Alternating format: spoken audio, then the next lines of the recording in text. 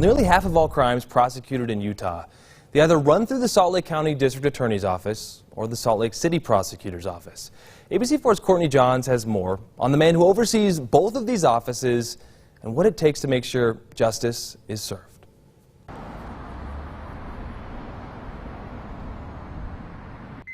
Walking around the 5th floor of the Salt Lake County District Attorney's Office, it looks like your typical corporate building until you reach the southeast corner. It's just a little bit of a reminder of different things that we have, everything from the Tibetan prayer flags down to sort of lavender that was left in the McCluskey matter and the vigil that they had. This is where Salt Lake County District Attorney Sim Gill works. From the old courthouse furniture, which Gill says was going to get thrown out anyway, to this handwritten note on a toilet seat. Each piece has a story, reminding him of what his mission is. You may not always win, but you don't give up trying. There will be no more plea bargains. Trying to get justice, trying to change the system, or maybe just trying to manage the roughly 300 people between the DA and city prosecutor's office. It's salary issues, it's hiring and firing, it's discipline. And then there's being counsel for Salt Lake County, which is essentially a $1.4 billion corporation during a pandemic. We played that role simultaneously in keeping operations going, as well as being the lead prosecutor for serious crime in Salt Lake County. There's also the Victim Support Services Division, the biggest division in the office. It's really about how do we kind of restore a victim's well-being following some type of victimization. It brings together several support programs to provide a victim-centered approach to the legal process. It's important to have someone reach out to them and provide support, but also help walk them through those steps. Part of serving victims is keeping them in the loop on their case, which can be difficult. This is a process that causes real harm, real victims, real suffering, and it can be and it's something that can take a period of time. Time to collect evidence, time to review, and sometimes no time can give the results someone wants.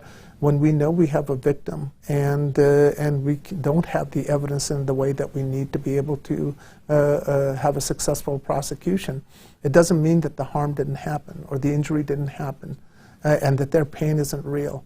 Another frustration Gill hears from victims involves the punishment itself, especially when the convicted person goes on to commit more severe, violent crimes, destroying lives. You can't jail every person who may commit a crime. You need to separate from those who are a risk to our community to those that may be making mistakes, bad choices. Gill says all his team can do is review the evidence and present it in court. And sometimes we get what we ask, sometimes we don't get what we ask. And when things don't go right, Gill says he's here to listen. Any citizen can make a request to come down and meet with me. On Friday afternoons, Gill says anyone can make an appointment to talk to him about anything.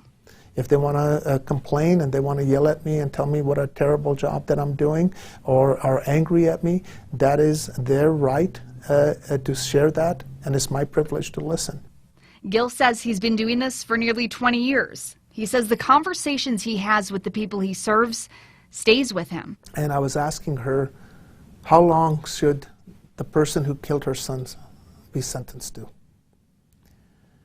And it's never left me. In this conversation, the victim's mother told him 8 years. Why 8 years? Share with me why that. And she said to me, he has a mother too. And I, well, what do you mean? She goes, I've lost my son. I don't want her to lose his. I don't want her to lose her son. Gill says witnessing that compassion is what fuels him in his search for justice. Justice is being seen, having voice, and then fighting for it.